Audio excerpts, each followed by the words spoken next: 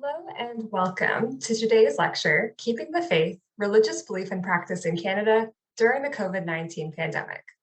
My name is Emma Robinson, and I'm the project manager for the Non-Religion in a Complex Future project. This 7-year SSHRC-funded project explores the social impact of the rapid and dramatic increase of non-religion in Canada and 9 other countries around the world. Thank you so much for joining us today. I'd like to begin with a land acknowledgement. While we gather virtually for this event from places near and far, we acknowledge the Indigenous peoples of all the lands we are on today, and acknowledge the traditional, ancestral, and unceded territory of First Nations, Métis, and Inuit peoples across Canada. The Non-Religion in a Complex Future project is based at the University of Ottawa. Please join us as we pay respect to the Algonquin people who are the traditional guardians of this land. We acknowledge their long-standing relationship with this territory, which remains unceded. We acknowledge the traditional knowledge keepers, both young and old, and we honor their courageous leaders, past, present, and future. Thank you. I will now hand things over to Laurie Beeman, the Canada Research Chair in Religious Diversity and Social Change and Principal Investigator of the Non-Religion in a Complex Future project. Over to you, Laurie. Thanks, Emma. Welcome, everyone. And I'll start by offering a thanks to Emma, again, the project manager. And also I'd like to thank Amy Seville, who is our information officer and does a lot of the work to organize these events behind the scenes. So thank you very much to you both. It's a pleasure to be here today. And especially to host Jack Jedwab in this talk. We're quite excited about Jack's new data. I've known Jack for a while. His organization, the Association for Canadian Studies, is a partner organization with the Non-Religion in a Complex Future project, which we also just call the NCF. And Jack is interesting because when you talk to Jack about data, he always says, well, we could do that, but the survey will be 2 weeks. The results will be 2 weeks old by then. So I don't know if we really want to talk about this. So this is a fresh, if I understand correctly, Jack, it's results from a fresh survey or fresh results from a survey. And we're delighted to have you here to talk about them today. Jack is the CEO of the Association for Canadian Studies and the Metropolis Institute. His PhD is in Canadian history from Concordia University. I'm not going to go into all the details of his bio, but suffice it to say, he cares deeply about Canadian society, the Canadian context, multiculturalism, diversity, human rights, and many of his research efforts, particularly around surveys, are directed to that end, to better understanding Canadian society and ultimately to making Canadian society a more inclusive society. So with that short introduction and an early expression of our gratitude, Jack, I'll turn it over to you to present the results of this survey, which are relatively hot off the press. Thanks very much, Laurie and Emma and Amy. It's a pleasure to be here virtually. Happy New Year to everyone, to all those who are participating, and look forward to a time at some point, hopefully in the not too distant future, when we can do these things in person as opposed to doing them virtually. Let me start a bit of a segue in terms of what Laurie said about the 2 weeks, my sort of suggesting occasionally, and I do this quite frequently, you're right, Laurie, saying that, well, that data was just collected 2 weeks ago, so so there's a risk it's going to be dated. And generally, I tell people in the media that that's the case, or at least that particular observation is a very media-influenced observation, because the media is generally, as do some elected officials, seeking to get information on complex topics in real time, which, of course, has been a major adjustment for people like myself, and I suppose like many of you, who are accustomed to taking a proper amount of time to analyze complex topics. So this particular survey, and actually what I'm going to do is present data from a couple of surveys, was done in November, right? So November 19th. So by media standards, it would be old news, but by our standards, it's actually quite fresh because of the complexity of the topic involved, requiring a fair bit more thought and analysis than what I'm as I said, some of my journalist colleagues who want to know the answers in a matter of hours to very complex questions, at least at times. So this data, as you can see, was done from November 19th to November 21st, but And there's a comparative segment on one of the questions based on earlier data from May of 2019. I, as a bonus, decided to add some data from a large-scale survey we're doing in Canada, United States, and Mexico, looking at trust in religious leaders, and that was done in the last week of October of last year. And so you'll see some of the results from that survey as well as I go through the results and analysis on this particular question. So moving forward. So I tried to focus on two questions. One was religious adherence, attachment, and the other was the belief in God. And obviously there are distinctions between the two, but quite apparently, those people who have strong religious attachments are more likely to say they believe in God. Now, let me preempt a question that some of you might ask at the end of this. Did I break down the data by denominations? And the answer to that is no, I did not. So you're seeing sort of a big picture survey for all Canadians. There are some demographic breakdowns, but they're not done by denomination. In any event, without substantial oversampling for minority religious groups, the denominational side of it would have to be divided by sort of Christian/Catholic, Protestant, and or secular, or some variation on that. So ideally, in a forthcoming survey, it is our intention to have those breakdowns. In fact, as I'm speaking to you, we're about to submit wave 4 of a large-scale survey that I mentioned earlier in Canada, United States, and Mexico, which is a survey that will be going across several waves over several months, dealing with COVID issues, and we'll have a special segment on religion where those oversamples will be included. So down to the back to the results here in terms of belief in God. You could see the comparison from May of 2019 to November 2021, a 6-point drop overall in the extent to which persons in Canada are saying they believe in God or agree with the statement, I believe in God, either strongly or somewhat. 6 points, it's not super significant, but it is significant nonetheless from a statistical standpoint. Now, when you do the breakdown for the recent results, not the comparative, that 53%, basically more women than men, will say they believe in God. And on terms of age cohorts, you're seeing that basically people over the age of 55 are more likely to say they believe in God. Not a particularly shocking outcome, not counterintuitive in terms of the age trending when it comes to belief in God or religious adherence, as you'll see in the forthcoming slides. And again, not surprising either in terms of belief in God on the basis of language identification. Persons in Canada that identifies francophones, about 43% say they believe in God, 18% strongly, 26% somewhat. I highlighted the strong agreement with that statement, and you can see a very, very important gap in strong agreement between francophones, 18% saying they strongly agree, and others, meaning persons whose first language is neither English nor French, which would disproportionately include immigrants in that particular language category, at 46%.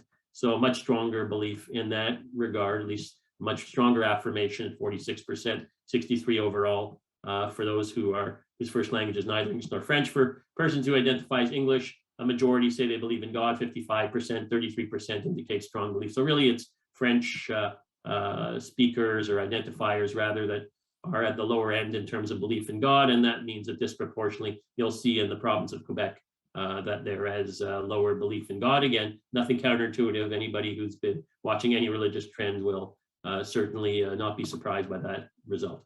And here is the breakdown by province, the comparison from 19 to 21. Atlantic Canada actually saw some growth in belief in God. It's 9 points. Again, the sample size is probably small, so we need to be cautious, but still, some bump there. Quebec, went down about 9 points. So it's sort of an inverse, but following an ongoing trend in Quebec, we can't necessarily argue that it's causally related to the COVID period, but that's something that will be fruit for further investigation on the part of researchers, I would suggest. And Ontario also an 8-point drop. Manitoba, Saskatchewan a drop of 6 points. Alberta a drop of 7 points. BC reasonably stable, 4 points, almost in a sort of margin of error there. But everywhere else there's been a drop. Attending religious services. This is what I thought was the most interesting finding of the survey. Attendance of religious services during COVID. Now, naturally, there's going to be a drop given the sort of lockdowns, confinements, gathering rules, and so forth.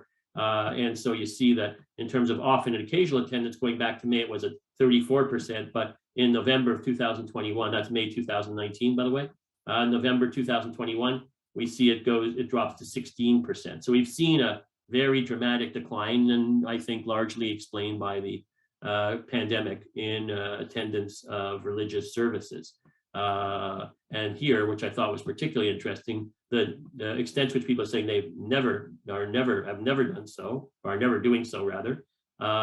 In May of 2019 it was at 30%, and now it's shot to 67% in November. Actually, it's probably about near 100%.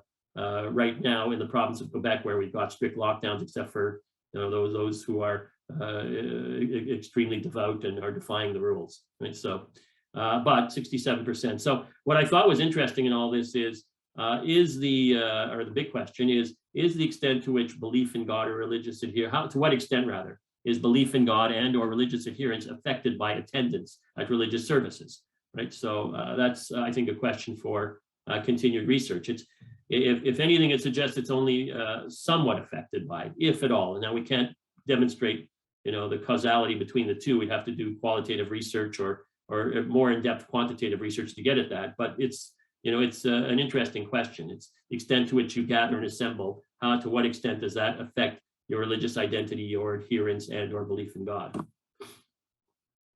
I mean, there are, of course, alternatives to which we didn't probe in terms of religious attendance through online platforms that, would be also an object for an interesting area for future research. Now, attending religious services since the beginning of the pandemic, broken down by province, you can see, significant declines for the often and occasionally combined. 38% Atlantic Canada in May of 2019 drops to 17%. Quebec 33 to 8%. Ontario 36 to 17%, Manitoba 37 to 22. So really drops across the board in the extent to which people are saying they often and or occasionally attended religious services over the course of the pandemic. Right, how often did you attend religious services? Here again, broken down by language groupings for November of 2021. The Francophones at 8%. Anglophones at 16%, and allophones, again with a disproportionate group of immigrants in that category, at 27% in terms of religious service attendance since the beginning of the COVID-19 pandemic.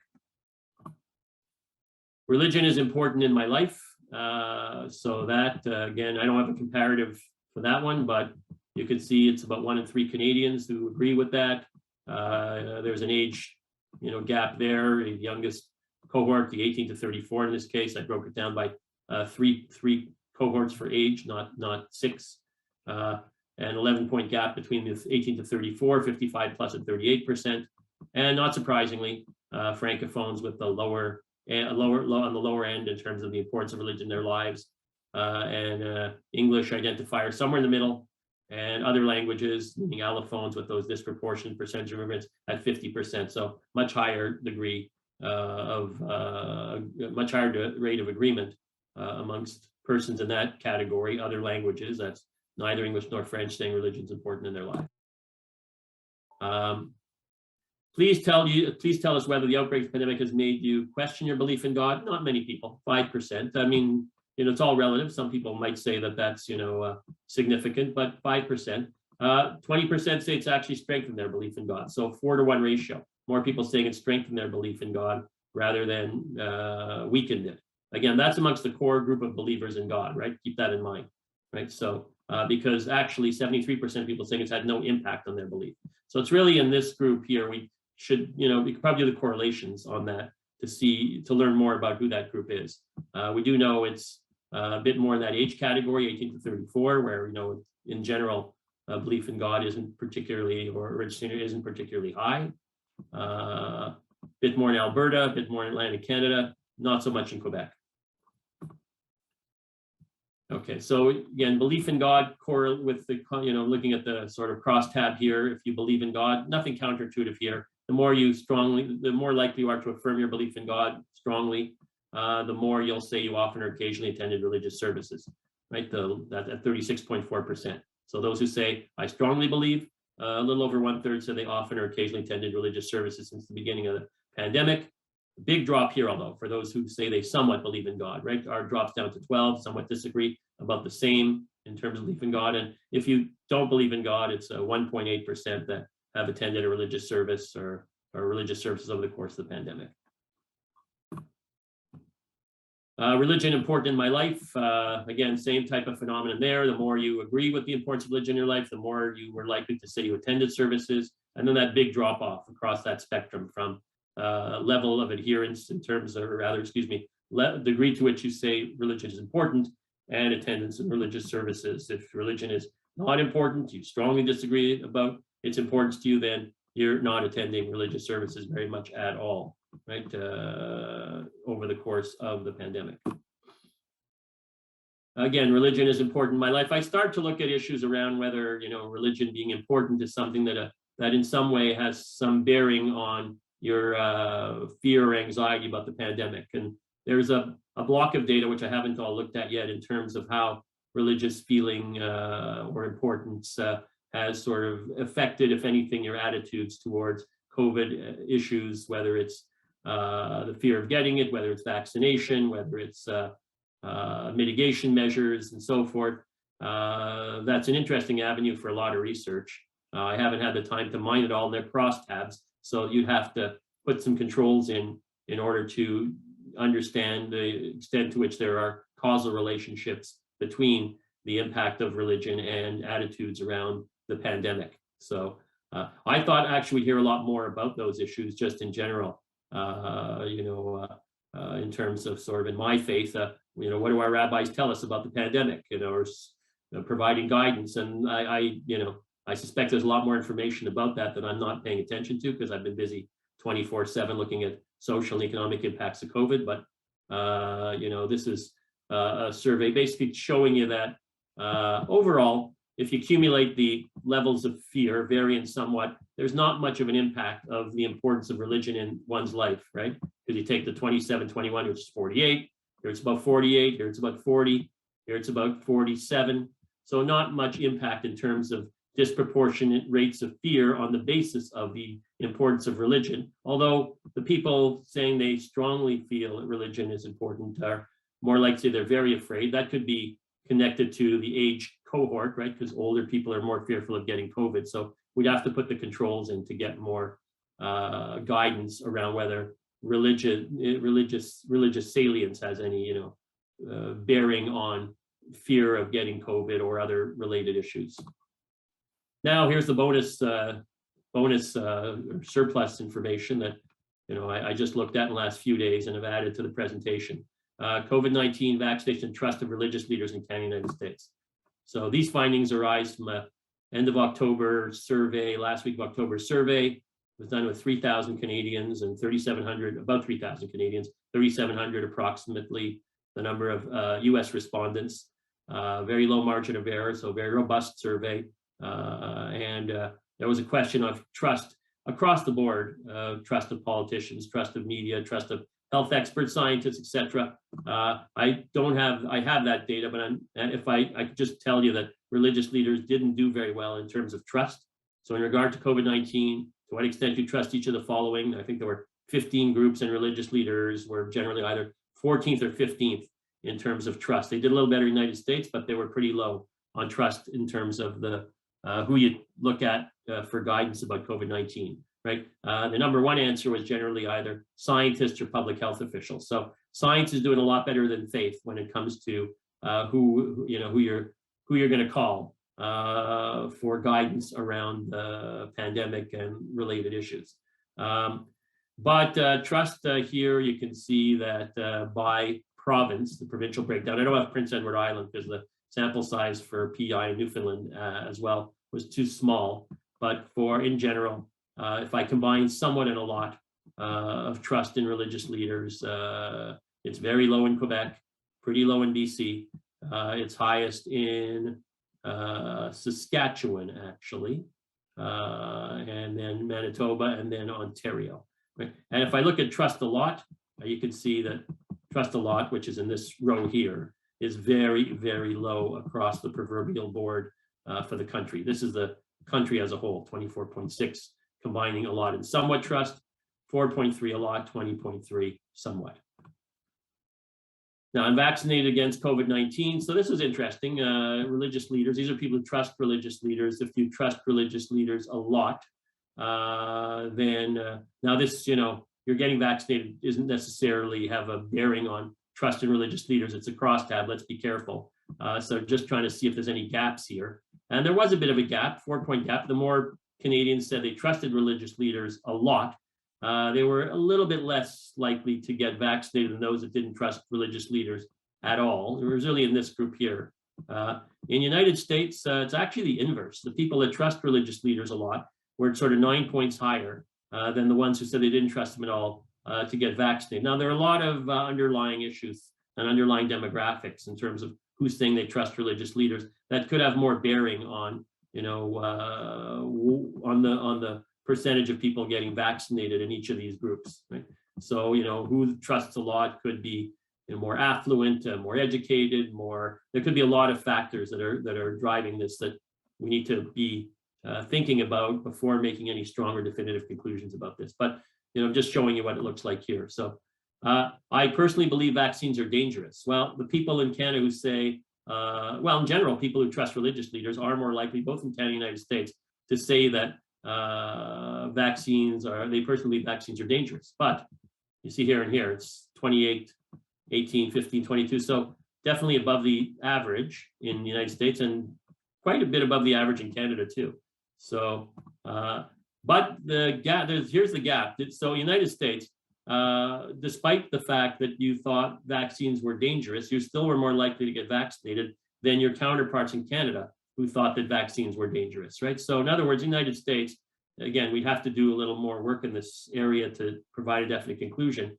Your religious leaders may have said, yes, vaccines are dangerous, but get vaccinated to a greater extent than in Canada, where, your religious leaders may have been saying, yes, vaccines are dangerous and you're not getting vaccinated, based on that. Again, we need to look at the, underlying demographics and put the controls in to see how influential that might be. But United States, it seems as though, the guidance on the part of religious leaders probably had more bearing than is the case in Canada. Religious leaders often occasionally attended a gathering. So if you trusted religious leaders, you're certainly more likely to have often attended a religious gathering in the last 30 days. Much more in the United States, 20-point difference for those who trusted religious leaders, where a majority said they've attended a gathering in the past 30 days. Now, keeping in mind that 15-point gap, 13-point gap here in attendance is that our mitigation rules are a lot more strict in Canada than they are in the United States, which certainly would have a bearing here, even though, as we know, the degree of religiosity in the United States is a fair bit greater than it is in Canada. So that's it, folks. Let's keep in mind that we have to mine the data a fair bit more before we do draw definitive conclusions. But Laurie and gang, I was actually hoping to provide also some thought for areas or avenues for future research in the presentation.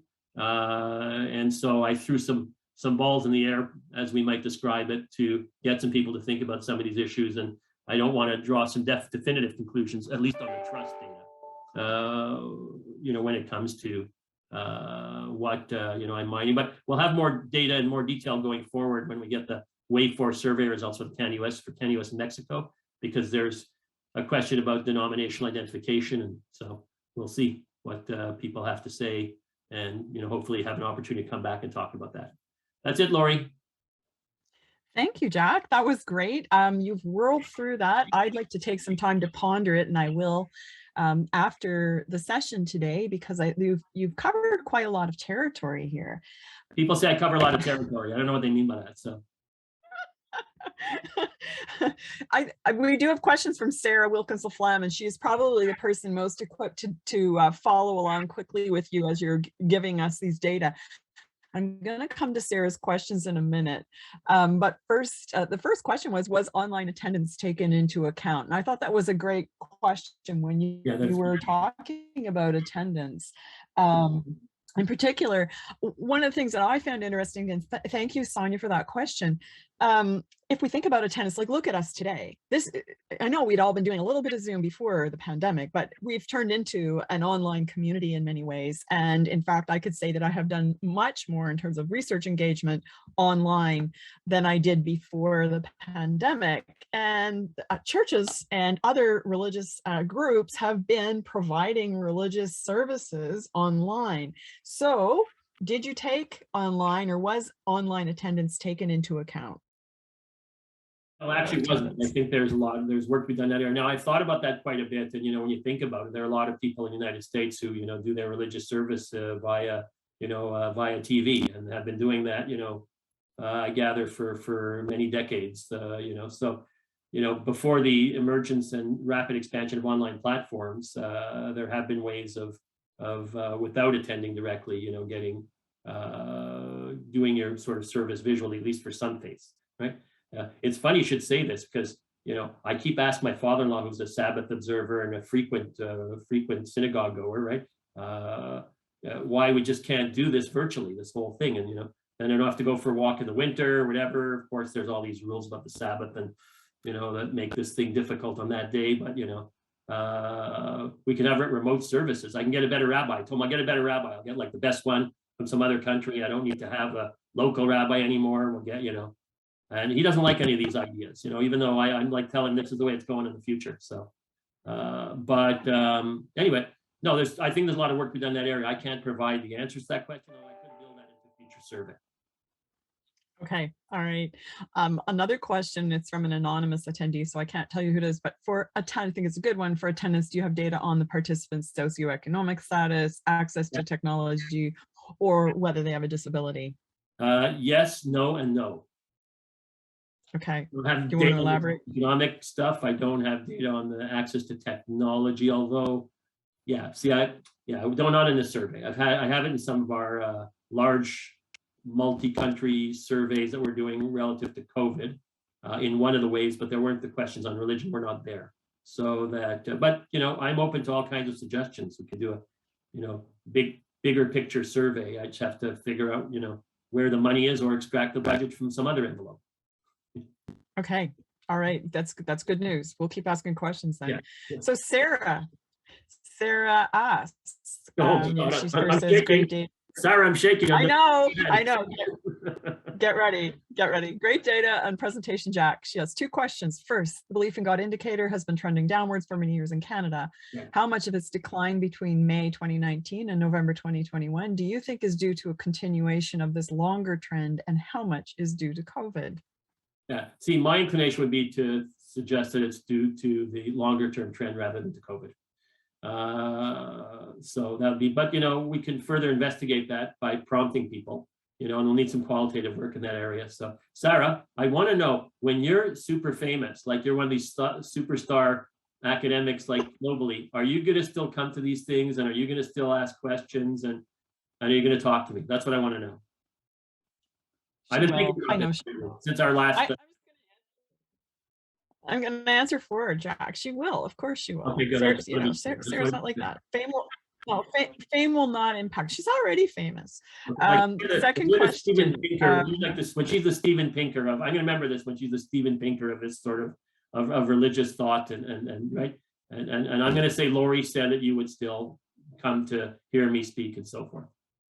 So, yeah, she'll still speak to us, the little people, Jack. She will. Her second question is, do you think those people who stopped going to religious services during the pandemic will go back when in-person attendance is once again possible? That's a very good question. I think it'll be mixed. I think it'll be a mix. I don't think everybody's going to rush back. I think, well, that has a lot to do with the pandemic and how people have, and because I'm doing a lot more research about the effects of the pandemic. So I think as we return to what normality looks like, even though there's this big desire on a lot of people because of a high level of fatigue to return to things in person, I think that there's still enough anxiety out there, particularly amongst the upper age cohorts that are the group that are most, still most likely to be attendees, will have mixed degrees of anxiety that will affect the way in which they re-engage, right, with previous activities. I think that engagement will be slower. In other words, I don't think everybody's going to, in the upper age course, is going to rush back to things because, our mindsets have been modified by the effects of the pandemic in terms of respective feelings of security and so forth. And, and we've learned, and I don't know how this ties into religion, necessarily, or faith, but we've learned a lot about ourselves over the course of the pandemic, right? About the things that are important to us, about our anxieties, about our fears, about the way we interact with other people, about how, excuse me for saying like this, but about how selfish, many of us are, or about how we feel a sense of community or not, and we learned that through the whole vaccination campaign. Not that I'm suggesting for those people on the call who didn't get vaccinated, right, that you're being selfish. I mean, I'm not saying that. I think that there's some variation on that. I think most of you who aren't getting vaccinated, yes, that's my view, that you're being selfish, but I don't want to have an open debate about that necessarily. I'm just saying the general point is we've learned a lot about each other. And we've learned a lot about, the types of who we listen to on things that matter, and who we trust. So I think there's going to be multiple books about this for the next 20 plus years about everything we've encountered here and its ramifications socially and so forth. And sure, there's an interesting book to be written about the place of religion. And in some ways, I would suggest, at least in Canada, religion was somewhat absent in this, at least in terms of religious leadership, because, relative to that debate that is sort of always evolving between faith and science. I mean, in this one, science is like blowing faith out of the proverbial water on this thing, so. Oh, Jack, I mean, it's interesting to me that you position science and faith in such opposition, because I've been thinking a lot about this, and I'm not going to take House prerogative and ask the science-based question, but I do wonder. No, take House prerogative. It's okay, Lori. I do it a lot, so I take House prerogative. Oh, okay. All right then. All right. I mean, I'm in my house, but I'm not in your house. So last time we made dinner arrangements for you in one of these. So like, really, I do wonder about positioning faith and science so much in opposition, because I've seen so much engagement with science by religious leaders. And I'm reluctant to see that positioning, which I think can further polarize people in ways that are maybe not necessarily productive right now. But that's for another conversation. Maybe we'll do something on science versus religion. And bring you on. I agree. It's a lot more nuanced than that. Like, if I may, I have a tendency to personalize things. Like, one of my big go-to people on this whole pandemic is someone named Dr. Bruce Mazer. He's on the immunology task force. He's an immunologist, and he's a Sabbath observer, very thoughtful. Religion, it plays a very important role in his life, and he thinks about the issues, in conjunction. So it's a more nuanced, I agree there's more nuance. Having said that, certainly I'm going to my favorite scientists when I want to get some info about, mutation rather than my rabbi. Well, my rabbi could talk about mutation, but he has a different type of view on mutation. He's not, it's not the same mutation that I'm thinking about. I also wonder too whether people are, the question, Sarah's question about going back to religious services, and whether or not too we might want to start asking questions about other kinds of activities that might not look like religious services, but are certainly religious engagement, and ways in which people are creating other ways to be observant, whatever that might mean, in community, but not, maybe less hierarchical ways.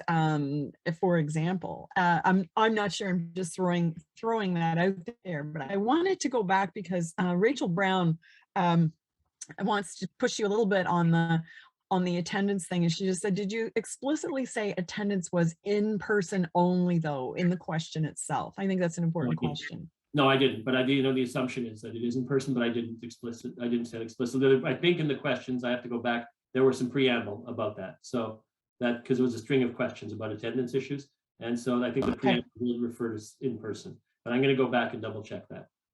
But many ways of engaging with religion. Some people may think going to a wedding was religious attendance, and it may be, that may be accurate depending on the wedding. So that that would be, again, when we do this big survey, right, that throws all the questions in, right, which I'm game for that, Lori. So if we want to do that, Yeah. we can begin to put the group together and take all the questions that people suggest and put them in the proverbial hopper and throw out the ones that don't work and keep the ones that do work and capture all the nuances. Because, it's, as you say, it's a very nuanced, there are a lot of nuances here, including the science and faith issue. There's nuance there. I quite agree. So I apologize for my sort of sweeping generalization about that earlier, about, science blowing faith out of the water. I probably shouldn't even repeat that. But, there's a lot of those questions we can put in the hopper, and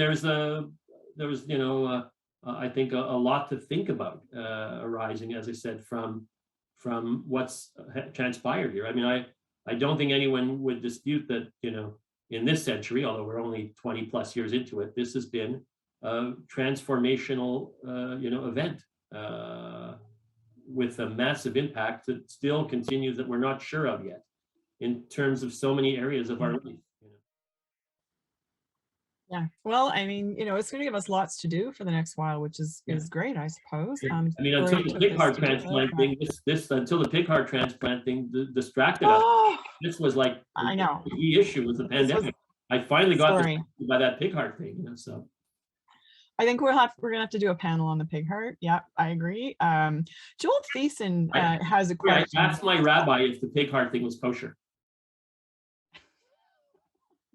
I do want to point out that you did make a little bit of a disparaging comment about the local rabbis. So I just want to flag that for you, that after this, you may be in a little bit of trouble with the local rabbis. You weren't exactly positive. I'm going to give you Joel Thiessen's question. Is the report public anywhere, either from today or the full report that is referenced but not provided in various media outlets of late? Is the report public? There was a national media story on it, right? That some of you who, are reading, it was a CP run story, so probably appeared in a lot of your newspapers, right? But as far as the presentation, obviously it wasn't done. We haven't put it on our website yet because we're behind. About 15 studies on our website that we have to post. But I can share it with Lori, who can share it with all of you, and or put it on your Nonreligion website, so that's no problem. Great, we'd love to do that. Sonia, who is the person who asked about attendance, has come back. She was asking specifically about those that tuned into their own church on the given time, like normal church time on a Sunday or Friday for Muslims or other groups. So I'm not sure. Again, I don't have more information because I didn't do the oversampling and for religious denomination, and so I can't disaggregate on that basis. I am able to do immigrants, and even then, immigrants is a big broad category, right? So within that category are multiple subgroups, so we need to be cautious, as I tell my colleagues who like to do oversamples of immigrants, to say this is what immigrants think and this is what non-immigrants think, and I'm frequently have to remind people that those are big broad categories that we need to be cautious about making generalizations. I am, however, willing to make the generalization because the data is continually reminding us that persons whose first language is neither English nor French, which disproportionately includes more immigrants, right, have much higher rates of religious adherence, attendance, attachment, etc. So they're carrying the ball for religion in many ways, right, in disproportion in terms of its persistence in the country, and notably in my home province of Quebec, where religion isn't particularly popular. Yeah. Crosses do okay, to be fair, in Quebec. People are okay with crosses, they just don't like religion. I've written about that. Paul Braminet's here with us today. The last time we no. I'm coming there. I know where this is headed. It's about dinner again. No, Jack, no. I think you're on your way to see Paul soon. Sunday. I'm leaving Sunday. Okay, very good, very good. And Paul is asking, sorry about that. Paul actually says, good point about Zoom religiosity, Lori. Thank you, Paul. And he's wondering if there's a way to capture home worship activities, rituals, practices, and so on. And I really do think that's vital. I think we need to move in that direction. What have people been up to? And how have people been coping in what we might call creative or non-standard ways. I do think we need to pay a bit of attention to I that. actually think we have, over the course of our 75 weeks or whatever plus of polling, I think we have asked somewhere across their question about spirituality or religion at home. I'm going to go back and check on that. So not this second, but I'll go back and check on it. Yeah, just stick with us for a bit longer. But I would throw that into the question list as well. So. And the qualitative researcher here, that would be me, would really like to ask people a little bit more detail about that and understand a bit better how people make those decisions and so on and so forth. So, I mean, we might ask the question about whether the pandemic has actually in some ways made people's religious lives more accessible in terms of creating small groups or what have you. But that's just maybe. Lori, we can actually do something I call quantitative. So quantitative data is when we'll take a question and you say, that you've looked at alternative ways of practicing your faith. Please tell us in one sentence, how you've done that, or two sentences. And then we can sort of extract a lot of information like that. I've been doing that more and more, where with the sort of what I call quantitative. I haven't come up with a better term for it. That's been my problem. But I think they're, as much as I'm sort of very steeped and doing a lot of the empirical big data stuff, I believe there are limits on it, and that we do need qualitative, to get a better sense of, what people feel beyond agree, disagree, yes, no, so, and that's where the quality part comes in and is very badly needed, and particularly in areas like this. I think the two can complement each other really well, and necessarily so, actually. So good. We'll work on that project. That sounds like a good project. Now we have Solange. If you hear people if you hear anyone say they're using quantitative methods, please. It's yours. Jack Jedwab, who coined that term. Trademarked. Okay, very good. We will remember that. Everyone who's here, keep your eye open for that and make sure Jack gets credit. Solange Lefebvre's world famous. I want to be sure she, well, I mean, Sarah has kind of chimed in here in the chat and said, haha, famous. So not about you, but I think about herself in your comments earlier. Right. Now I'm going to go to Solange's questions because I've been wanting to get to those. Solange says, thanks, Jack. How are you? We're going to skip by that how are you piece. We can do that later. And she says, my three questions. First, about the category other languages than English and French, do you know who they are in terms of generation of immigrants, for example? I can break that down. I can't give you the answer right now, but I can break it down. Okay, all right. Clearly, we're going to have to do part 2 of this, Jack, so that you can come back and answer all these questions. She says also, it was difficult to attend a religious service during the pandemic and somehow risky for some people. Could it have an impact on the big drop you have surveyed, or that's shown in your study? I think I indicated that it particularly in some parts of the country, but across the country generally, particularly in comparison to the United States, our lockdown measures are much stricter, and our mitigation measures as well. Anyone who's been to the United States over the past 2 years and walked around, I have actually, guilty as charged, I've been to the US, the respect for mitigation measures is not been anywhere near what we're doing here in Canada in many parts of the United States. I haven't been to many, but I tell you, in Florida, it's not, you walk into a mall in Florida and mask wearing, I did a count, being an obsessive numbers person, and out of 100 people, maybe 20 were wearing masks. So, yeah. So in fact, in the particular place of why you're wearing a mask all the time, I said, it's a Canadian thing. Yeah. You're not the only person I've heard say that, actually. They attributed it to their Canadian. The drop regarding, this is Solange's third question, the drop regarding the belief in God, how is it related to the answers to the question about the impact of the pandemic on the belief in God? She has brackets weak. Can you answer that? Well, I just put that in I put that in the question, right, as well, as a sort of a preamble to see if it's had any effect. So I'm prompting you. You've always got to be careful about the prompt, right? But, I felt at some point, since the correlations or crosstabs we can do don't necessarily demonstrate or validate the causal relationships, that I make people think about the question a bit more with a prompt. Right, so that's the answer there. But again, you'll need more qualitative work to bear that out, right? Because it did seem a bit counterintuitive, to be fair, when you're seeing the trend line for religion go down, yet you're seeing a 4-to-1 ratio of people who say, when I put the prompt in, right, that their belief in God has been strengthened over the course of the pandemic rather than weakened, at least amongst that. But again, it's with that core group, right? So that's where we clear up some of that confusion, because you'd think that, wait a second, if the line is going this way, right? It's not going that way, it's going that way, right? But that's for religious belief, right? That 6-point drop or change from 2 years ago. But people are saying over the course of the pandemic, right?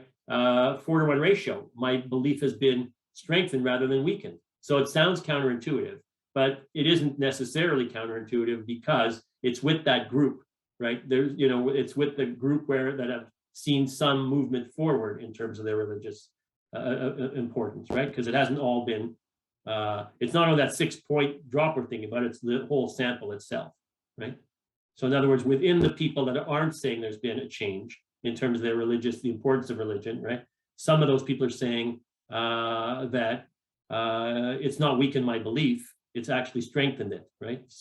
So it's more complex, but the prompt changes things. I probably confuse more people listening than I've helped people in that. But, if necessary, I can write something up about it to explain further.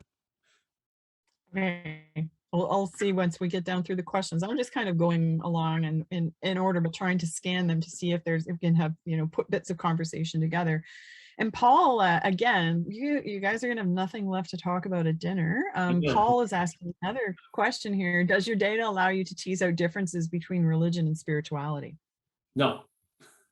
I think I mentioned that at the front, right? That no, I'm not able to do that. But Paul, those are questions to be added to our big survey, right? Because we'll need a big survey and we'll need another 7-year grant for what happened to religion during the pandemic in 9 countries. Mm-hmm. Okay. Anonymous attendee, I'm just reading this off the top here. Considering trust toward religious leaders, would you happen to know how this data is affected if the personal attitudes of religious leaders was considered? For example, if leaders promoted the latest COVID protocols to their congregations, could this influence how congregants adhered to COVID protocols as well? Yeah, that's an interesting question. I think it could, yeah. I think that'd be more relevant in the United States than in Canada. And my sense is that religious leaders probably did tell their, constituents or congregants or attendees to get vaccinated. But you know what? It'd be good to do a survey of religious leaders. That'd be very interesting, actually. And ask them what their messaging is in terms of this. Because I get the impression, I found the data in the United States kind of funny. Although again, we need to sort of probe further and look at what other underlying demographic factors might influence the outcome of those questions. But I wouldn't be surprised if religious leaders on the one hand were giving the impression to some congregates that vaccines are dangerous, but get vaccinated, right? And some people may think, hey, wait a second, they said vaccines are dangerous, but they said to get vaccinated, right? Which looks from the data like that's happening more frequently in the United States than is in Canada, right? But again, for a very small portion of the population, right? That'd be like because remember, again, we're at nearly 90% of us who've gotten vaccinated. So we're talking about a minority, not big in percentage, not maybe big in percentage, but not small in real numbers necessarily, right? And we're then looking within that minority at the group that's actually attending religious services, which is even smaller, right? Now we're sort of drilling down further and what type of messaging they're getting. That's a group I'd be interested in, by the way. I'd be interested in understanding that group, the ones that are attending religious services, the ones that are vaccinated, not vaccinated, and determining whether religion has had any bearing on their decision making. Here we go. We could tease it out, and we can find out by saying, if you attended religious services often, what are your views on these issues, and to what extent has religion affected your decision making, or so forth, and have you consulted with your spiritual leader, or so forth. So we could drill down further into that group. Yeah, and here's the real nitty-gritty qualitative piece of that, I suppose, would be if you're doing participant observation and just being in the midst of a religious group to see a worship service, for lack of a better way of phrasing it, what's happening, because you may have the religious leader, but you may also have other dynamics that are impacting messaging about COVID, which are, going back to your question, like asking others, what's happening. And I think some of that can only be determined if you're doing that kind of very detailed ethnographic kinds of stuff. But Rachel Brown, hi Rachel, makes a comment. I think we're going back to just shifting practices again.